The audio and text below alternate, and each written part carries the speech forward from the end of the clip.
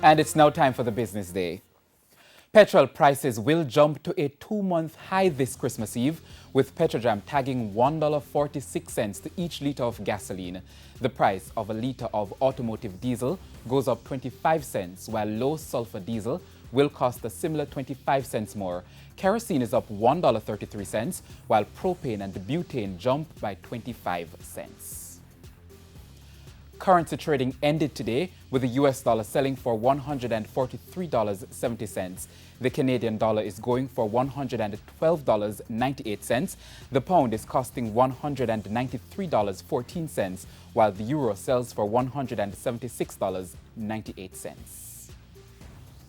Stocks ended mostly higher today as investors pushed the JC index up more than 1,702 points, while the junior market gained just under 2.